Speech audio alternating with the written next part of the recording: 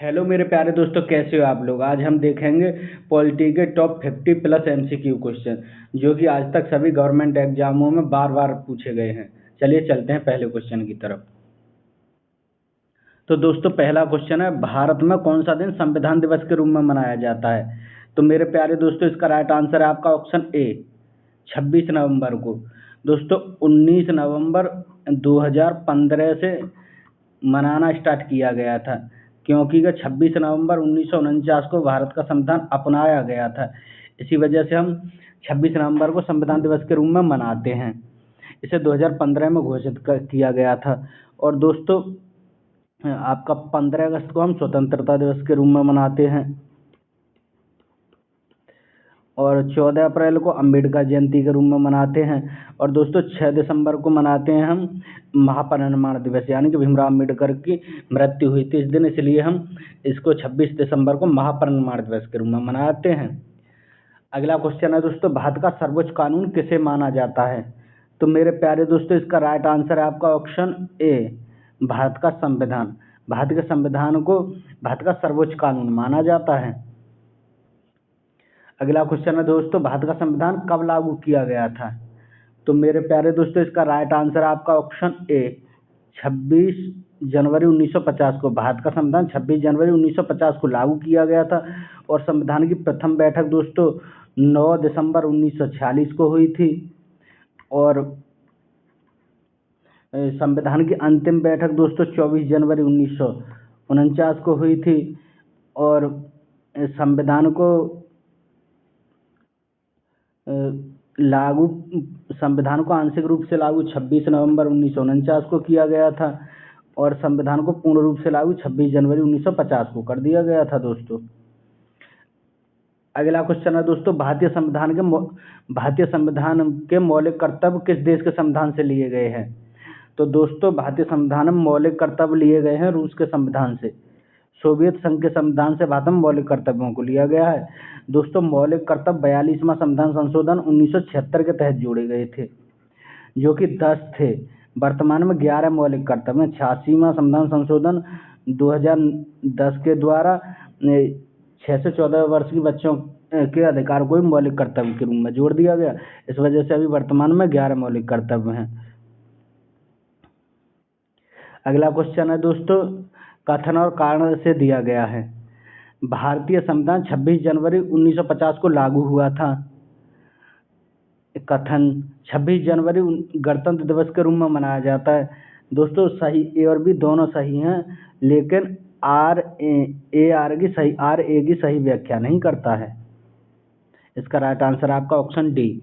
अगला क्वेश्चन है दोस्तों, सिक्किम कब भारत का एक राज्य बना था। तो मेरे प्यारे दोस्तों इसका राइट आंसर है आपका ऑप्शन ए, 1975 में। सिक्किम 1975 में भारत का पूर्ण राज्य बना था।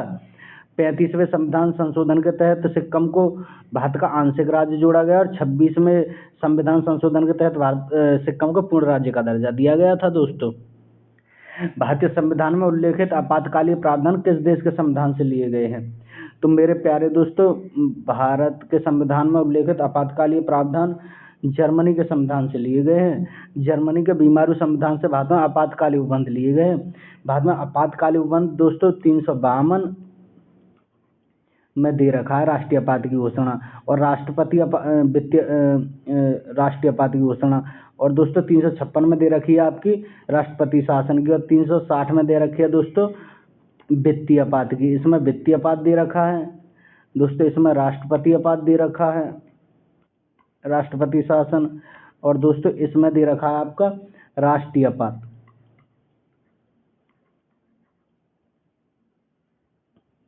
अगला क्वेश्चन है दोस्तों, भारत द्वारा धर्मनिरपेक्षता स्वीकार किए जाने के कारण भारतीय नागरिकों को निम्नलिखित में से कौन सा अधिकार प्राप्त है। तो मेरे प्यारे दोस्तों इसका राइट आंसर है आपका ऑप्शन ए, अपनी इच्छा अनुसार धर्म के अनुसरण करने का अधिकार। अगला क्वेश्चन है दोस्तों, किस वर्ष गोवा को महाराष्ट्र के साथ विलय कर दिया गया था। तो मेरे प्यारे दोस्तों इसका राइट आंसर है आपका ऑप्शन बी, 1967 में। गोवा को महाराष्ट्र के साथ 1967 में विलय कर दिया गया था। अगला क्वेश्चन है दोस्तों, संविधान के प्रारंभ होने के बाद किस अधिनियम से नागरिकता पाने और गंवाने संबंधी प्रावधान किए गए थे। तो मेरे दोस्तों इसका राइट आंसर आपका ऑप्शन सी, नागरिकता अधिनियम 1955 के तहत प्रावधान किए गए थे। अगला क्वेश्चन है दोस्तों, प्रस्तावना में निःशब्द गणराज्य का अर्थ निम्न में से क्या इंगित नहीं करता है? तो मेरे प्यारे दोस्तों इसका राइट आंसर आपका ऑप्शन डी, देश में सर्वोच्च पद पर यहाँ राष्ट्र का अध्यक्ष वंशानुगत राजा होता। गलत है। अगला क्वेश्चन है दोस्तों, निम्नलिखित में से कौन सा विकल्प भारतीय नागरिकों का मूल अधिकार नहीं है? तो मेरे दोस्तों इसका राइट आंसर है आपका निजता का अधिकार, ऑप्शन बी। निजता का अधिकार ऑप्शन बी भारतीय संविधान में मौलिक अधिकार नहीं दिया गया, जबकि समानता का अधिकार 14 से 18 में मौलिक अधिकार घोषित किया गया है दोस्तों। और जीवन का अधिकार दिया गया है आपका 21 में दोस्तों। शोषण के विरुद्ध अधिकार दिया गया है आपका 23 और 24 में दोस्तों। तो अगला क्वेश्चन है दोस्तों, मूलभूत अधिकारों में से ज्यादातर हमारे संविधान में 12 से 35 तक दिए गए हैं। इसका राइट आंसर आपका ऑप्शन बी दोस्तों। मूलभूत अधिकार हमारे संविधान में ज्यादातर 12 से 35 तक दिए गए हैं।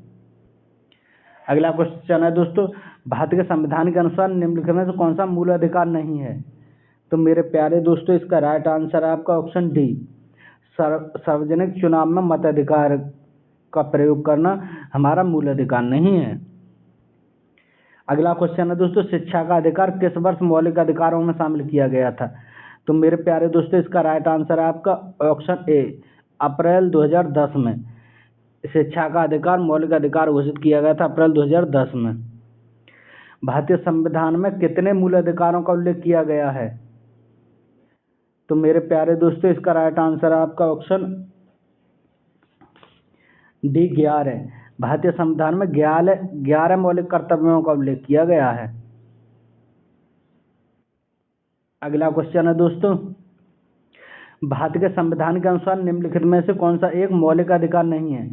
स्वतंत्रता का अधिकार दोस्तों, जो स्वतंत्रता का अधिकार है ये हमारा आर्टिकल 19 से 22 तक दे रखा है। समानता का अधिकार दोस्तों 14 से 18 तक दे रखा है। देश की, और दोस्तों इसका राइट आंसर होगा आपका ऑप्शन डी, देश की रक्षा करने का अधिकार, जबकि जीवन जीने का अधिकार अनुच्छेद 21 में दे रखा है। अगला क्वेश्चन है दोस्तों, राज्य के नीति निर्देशक सिद्धांतों के बारे में निम्नलिखित में से कौन सा कथन सही नहीं है? तो मेरे प्यारे दोस्तों इसका राइट आंसर है आपका ऑप्शन डी, ये अपने आप प्रवर्तनीय होते हैं, ना कार्यान्वयन करने के लिए किसी भी कानून या न्यायालय का सहारा नहीं लिया जा सकता, जबकि नीति निर्देशक तत्वों का वर्णन अनुच्छेद 56 से 36 से 51 तक दिया गया है और भाग 4 में दिया गया है दोस्तों। अगला क्वेश्चन है दोस्तों, 4 मूलभूत अधिकारों में से एक का चयन करें जो भारतीय नागरिक और विदेशी नागरिकों के लिए उपलब्ध होते हैं, यानी कि भारतीय नागरिक और विदेशी नागरिक दोनों के लिए उपलब्ध हैं, ऐसे का विचार कीजिए। तो दोस्तों इसका राइट आंसर आपका ऑप्शन डी, धार्मिक मामलों में प्रबंधन की स्वतंत्रता का अधिकार, अनुच्छेद 26। अगला क्वेश्चन है दोस्तों, भारत के संविधान में निम्न में से किस अनुच्छेद में शिक्षा के अधिकार का वर्णन किया गया है? तो मेरे प्यारे दोस्तों इसका राइट आंसर आपका ऑप्शन डी, अनुच्छेद 21A में किया गया है। अगला क्वेश्चन है दोस्तों, समान सिविल सहायता का वर्णन संविधान के किस अनुच्छेद में किया गया है? तो मेरे प्यारे दोस्तों इसमें इसका राइट आंसर आपका ऑप्शन डी, 44 में। समान सिविल सहायता का वर्णन अनुच्छेद 44 में, कॉमन सिविल कोड, और इसे लागू करने वाला दोस्तों आज़ादी के बाद पहला गोवा था और आज़ादी के बाद अभी उत्तराखंड यूके में लागू की गई है। अगला क्वेश्चन है दोस्तों, निम्नलिखित में से कौन सा राज्य संविधान की 8वीं अनुसूची का पालन नहीं करता जो जनजातीय क्षेत्रों के प्रशासन और नियंत्रण से संबंधित है? तो मेरे प्यारे दोस्तों इसका राइट आंसर आपका ऑप्शन बी, नागालैंड। दोस्तों 6ठी अनुसूची में असम, मेघालय, त्रिपुरा और मिजोरम राज्य शामिल हैं।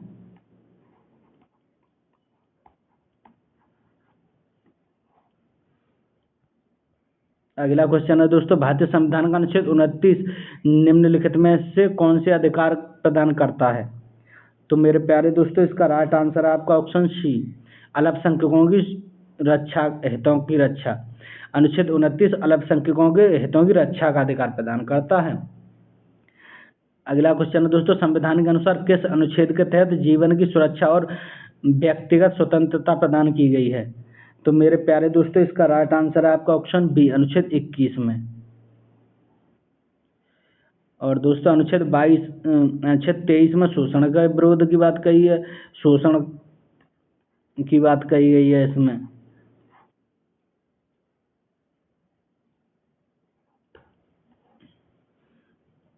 दोस्तों अगला है भारतीय संविधान के किस अनुच्छेद 112 के तहत वार्षिक वितरण किसे कहा जाता है। तो मेरे प्यारे दोस्तों इसका राइट आंसर है आपका ऑप्शन सी, बजट को। अगला क्वेश्चन है दोस्तों, हमारे संविधान का कौन सा अनुच्छेद यह कहता है कि सदन में वोटों की समतुल्यता की स्थिति में स्पीकर के पास अंतिम यानी निर्णायक वोट का अधिकार होगा। तो इसका राइट आंसर है दोस्तों ऑप्शन डी, 100 के तहत, 100 के तहत यह स्पीकर को पावर दी गई है। तो दोस्तों अगला क्वेश्चन है, भारत के राज्य और संघ शासित प्रदेशों का संविधान की किस अनुसूची में उल्लेख किया गया है। तो इसका राइट आंसर है आपका ऑप्शन ए, प्रथम अनुसूची में। भारत के राज्य और संघ शासित प्रदेशों का उल्लेख पहली अनुसूची में किया गया है। दोस्तों दूसरी अनुसूची में वेतन की बात की गई है। और दोस्तों तीसरी अनुसूची में आपका शपथ की बात की गई है। और दोस्तों चौथी अनुसूची में आपका राज्यसभा में सीटों की बात की गई है। और दोस्तों पांचवी अनुसूची में देखते हैं हम, पांचवी अनुसूची में दोस्तों एसटी एरियाज की बात की गई है, एसटी एरिया की। और दोस्तों छठी अनुसूची में असम, त्रिपुरा, मिजोरम और मेघालय के बारे में एरियाओं के बारे में कुछ विवरण दिया गया। सातवीं में दोस्तों अनुसूचियां दी गई हैं, राज्य सूची, संपत्ति सूची और संघ सूची ये दी गई हैं आपकी सातवीं में। और आठवीं में दोस्तों 22 भाषाओं का उल्लेख किया गया है। नौवीं में दोस्तों भूमि अधिग्रहण डाला गया है। और दोस्तों 10वीं में दल बदल हो गया आपका।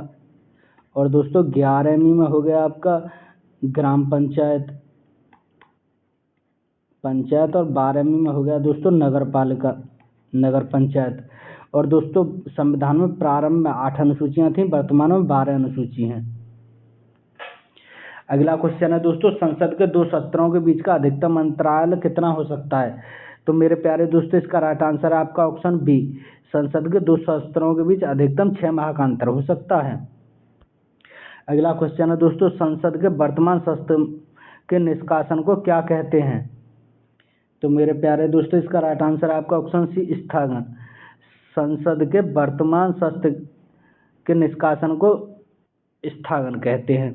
अगला क्वेश्चन है दोस्तों, भारतीय संविधान के अंतर्गत वैधानिक सत्ता किसे प्राप्त है। तो मेरे प्यारे दोस्तों इसका राइट आंसर है आपका ऑप्शन डी, संसद को। वैधानिक सत्ता संसद को प्राप्त है। भारत के राष्ट्रपति का नाम बताएं जिन्होंने 1986 में भारतीय डाक संशोधन अधिनियम के संबंध में पॉकेट वीटो का प्रयोग किया था। तो मेरे प्यारे दोस्तों इसका राइट आंसर है आपका ऑप्शन डी, ज्ञानी जेल सिंह। 1986 में डाक संशोधन अधिनियम पर ज्ञानी जेल सिंह ने पॉकेट वीटो का प्रयोग किया था दोस्तों। अगला क्वेश्चन, अगर राष्ट्रपति और उपराष्ट्रपति के पद रिक्त हो तो भारत के राष्ट्रपति के रूप में कौन कार्य करेगा। तो मेरे प्यारे दोस्तों इसका राइट आंसर है आपका ऑप्शन सी, भारत के मुख्य न्यायाधीश कार्य करेंगे। अगला क्वेश्चन है दोस्तों, भारतीय संविधान के अनुसार भारत के उपराष्ट्रपति का चुनाव कौन करता है। तो मेरे प्यारे दोस्तों इसका राइट आंसर है आपका ऑप्शन बी, संसद के दोनों सदनों के सदस्य मिलकर के उपराष्ट्रपति का चुनाव करते हैं। इसमें सभी सदस्य भाग लेते हैं, जबकि राष्ट्रपति के चुनाव में खाली निर्वाचित सदस्य लेते हैं। लोकसभा, राज्यसभा और विधानसभा, राज्यों की विधानसभाओं के निर्वाचित सदस्य, दिल्ली और पुडुचेरी की विधानसभाओं के सदस्य। अगला क्वेश्चन है दोस्तों, भारत के राष्ट्रपति द्वारा राज्यसभा में कितने सदस्यों का मनोनयन किया जाता है। तो मेरे प्यारे दोस्तों इसमें राइट आंसर है आपका ऑप्शन ए, 12 सदस्यों का। भारत के राष्ट्रपति द्वारा राज्यसभा में 12 सदस्यों का मनोनयन किया जाता है, जो कि किसी भी विशेष क्षेत्र से ख्याति प्राप्त हो। और इनका राष्ट्रपति जो मनोनयन करता है वह 80-4 के तहत करता है। अगला क्वेश्चन है दोस्तों, भारत गणराज्य में वित्तीय आपात स्थिति घोषित की जा सकती है किसके द्वारा। भारतीय गणराज्य में वित्तीय आपात स्थिति किसके द्वारा घोषित की जा सकती है? तो मेरे प्यारे दोस्तों इसका राइट आंसर है आपका ऑप्शन ए, राष्ट्रपति द्वारा। भारत में वित्तीय आपात की घोषणा राष्ट्रपति करता है अनुच्छेद 360 के तहत, जो कि अभी तक नहीं की गई है। भारत के राष्ट्रपति पद पर चुने जाने के लिए न्यूनतम आयु कितनी होनी चाहिए? तो मेरे प्यारे दोस्तों इसका राइट आंसर है आपका ऑप्शन डी, 35 वर्ष की आयु होनी चाहिए। जबकि लोकसभा के लिए आपकी 25 वर्ष और राज्यसभा के लिए होनी चाहिए दोस्तों 30 वर्ष। निम्नलिखित में से विकल्प में भारत का उपराष्ट्रपति बनने हेतु अर्हता नहीं है। भारत का नागरिक हो, एकदम सही है दोस्तों, भारत का नागरिक होना चाहिए वह। 35 वर्ष की आयु पूरी कर चुका हो, यह भी ठीक है। लोकसभा के सदस्य धारक हो, यह गलत है दोस्तों, ऐसी कोई योग्यता नहीं है। राज्यसभा का सदस्य का धारक हो, यह योग्यता है। भारत के राष्ट्रपति के चुनाव के संबंध में होने वाले विवाद का अंतिम फैसला लेने का अधिकार किसको है? तो मेरे प्यारे दोस्तों इसका राइट आंसर है आपका ऑप्शन डी, सुप्रीम कोर्ट को अंतिम अधिकार है राष्ट्रपति उपराष्ट्रपति के चुनाव का फैसला सुनाने का अंतिम अधिकार। अगला क्वेश्चन है दोस्तों, भारतीय देश का प्रमुख कौन होता है? तो मेरे प्यारे दोस्तों इसका राइट आंसर है आपका ऑप्शन बी, भारत देश का प्रमुख राष्ट्रपति होता है। यह भारत का प्रथम नागरिक भी होता है, देश का प्रथम नागरिक होता है राष्ट्रपति। राज्यसभा में विपक्ष के वर्तमान नेता कौन है? तो मेरे प्यारे दोस्तों इसका राइट आंसर है आपका ऑप्शन ए, मल्लिकार्जुन खड़गे। राज्यसभा में विपक्ष के नेता वर्तमान में मल्लिकार्जुन खड़गे हैं और लोकसभा में विपक्ष के नेता वर्तमान में दोस्तों राहुल गांधी हैं। अगला क्वेश्चन है दोस्तों, राज्यसभा को निम्नलिखित में से किस नाम से भी जाना जाता है? तो दोस्तों राज्यसभा को उच्च सदन के नाम से जाना जाता है और दोस्तों लोकसभा को निम्न सदन के नाम से लोकसभा को जाना जाता है। लोकसभा को लोगों का सदन भी कहते हैं। अगला क्वेश्चन है दोस्तों, राज्यसभा के सदस्यों का चुनाव किनके द्वारा किया जाता है? तो मेरे प्यारे दोस्तों इसका राइट आंसर है आपका ऑप्शन ए, राज्यों की विधानसभाओं के सदस्यों द्वारा राज्यसभा के सदस्यों का चुनाव किया जाता है। अगला क्वेश्चन है दोस्तों, भारत के संसद में लोकसभा के प्रथम अध्यक्ष कौन थे? तो मेरे प्यारे दोस्तों इसका राइट आंसर है आपका ऑप्शन बी, गणेश वासुदेव मालवंकर, यानी जीवी मावलंकर भारत के प्रथम लोकसभा अध्यक्ष थे, जो कि इस बार 2025 में दोस्तों आरोग्य एग्जाम में यह क्वेश्चन पूछा गया है। अगला क्वेश्चन है दोस्तों, लोकसभा में भारत के संविधान के अनुसार केंद्र शासित प्रदेशों के अधिकतम कितने सदस्य हो सकते हैं? तो मेरे प्यारे दोस्तों इसका राइट आंसर है आपका ऑप्शन ए, 20 सदस्य। लोकसभा में केंद्र शासित प्रदेशों से अधिकतम 20 सदस्य हो सकते हैं। अगला क्वेश्चन है दोस्तों, लोकसभा में उन सदस्यों की संख्या कितनी जिन्हें राज्यों के विभिन्न चुनाव क्षेत्रों से सीधे जनता द्वारा चुना जाता है? तो मेरे प्यारे दोस्तों इसका राइट आंसर है आपका ऑप्शन सी, 550 है और दोस्तों फिलहाल अधिकतम सदस्यों की संख्या 550 हो सकती है। लोकसभा की बैठक के गठन के लिए आवश्यक कोरम सदन के कुल सदस्य संख्या का कितना होना चाहिए? तो मेरे प्यारे दोस्तों इसका राइट आंसर है आपका ऑप्शन डी, 10/1/10। लोकसभा में लगभग 55 सदस्य होने चाहिए विपक्ष में बैठने के लिए, कोरम के लिए। अगला क्वेश्चन है दोस्तों, लोकसभा के संदर्भ में सदन का नेता का अर्थ क्या है? तो मेरे प्यारे दोस्तों इसका राइट आंसर है आपका ऑप्शन बी, प्रधानमंत्री या प्रधानमंत्री द्वारा नामांकित कोई मंत्री सदन का नेता होता है। अगला क्वेश्चन है दोस्तों, प्रधानमंत्री किसके पदेन अध्यक्ष होते हैं? तो मेरे प्यारे दोस्तों इसका राइट आंसर है आपका ऑप्शन बी, CSIR के प्रधानमंत्री पदेन अध्यक्ष होते हैं दोस्तों। निम्नलिखित में से कौन भारत के प्रधानमंत्री बनने से पहले मुख्यमंत्री नहीं थे? तो मेरे प्यारे दोस्तों इसका राइट आंसर है आपका ऑप्शन सी, इंदिरा गांधी। दोस्तों वेरी वेरी इंपॉर्टेंट क्वेश्चन है यह। अगला क्वेश्चन है दोस्तों, निम्नलिखित में से कौन से व्यक्ति ने स्वतंत्र भारत के प्रथम गृह मंत्री के रूप में कार्य किया था? तो मेरे प्यारे दोस्तों इसका राइट आंसर है आपका ऑप्शन सी, सरदार वल्लभ भाई पटेल स्वतंत्र भारत के प्रथम गृह मंत्री रह चुके थे। अगला क्वेश्चन है दोस्तों, भारत के कार्यकारी प्रमुख कौन होते हैं? तो मेरे प्यारे दोस्तों इसका राइट आंसर है आपका ऑप्शन ए, प्रधानमंत्री भारत में कार्यकारी प्रमुख होते हैं और राष्ट्रपति जो है संवैधानिक प्रमुख होते हैं दोस्तों। अगला क्वेश्चन है दोस्तों, भारत के कार्यवाहक प्रधानमंत्री के रूप में 2 बार काम किसने किया है? तो मेरे प्यारे दोस्तों इसका राइट आंसर है आपका ऑप्शन डी, गुलजारी लाल नंदा। भारत के 2 बार कार्यवाहक प्रधानमंत्री गुलजारी लाल नंदा रह चुके हैं। अगला क्वेश्चन है दोस्तों, निम्नलिखित प्रधानमंत्रियों में से कौन भारत की आज़ादी के बाद पैदा हुए थे? तो मेरे प्यारे दोस्तों इसका राइट आंसर है आपका ऑप्शन डी, प्रधानमंत्री नरेंद्र मोदी जी स्वतंत्र भारत में पैदा हुए थे। तो वीडियो कैसी लगी अपनी राय कमेंट बॉक्स में ज़रूर दें। अगर चैनल पर नए हैं तो चैनल को सब्सक्राइब करना ना भूलें। Thank you. अगली वीडियो में फिर मिलते हैं।